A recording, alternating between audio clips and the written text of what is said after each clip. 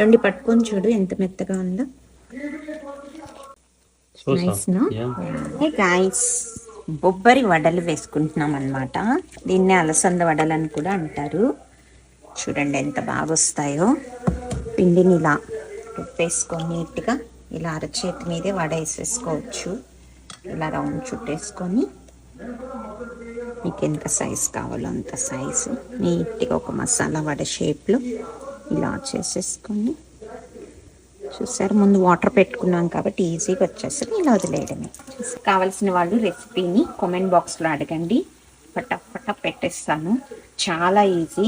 Evening స్నాక్గా తినొచ్చు, డిన్నర్లో తినొచ్చు, దేవుడికి నైవేద్యంగా పెట్టుకోవచ్చు. కప్ప వడలు వేడి వేడిగా వేసేయచ్చు అనమాట. ఎప్పుడు మినప వడలు మసాలా వడలు కాకుండా చాలా హెల్దీ. పిల్లలకి తెలియని కూడా తెలీదు. దీన్నే ఇంగ్లీష్లో బ్లాక్ ఐ దాల్ అని కూడా అంటారు. ఎన్ని గ్రాసరీ షాప్లో దొరికేస్తాయి మనకి. చాలా హెల్దీ, మంచి ప్రోటీన్ ఉన్న పప్పు అనమాట.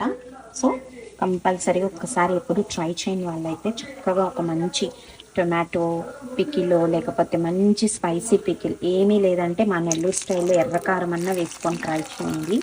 సూపర్ ఉంటుంది. ఒక్కసారి తిన్నారంటే వదలరు అనమాట.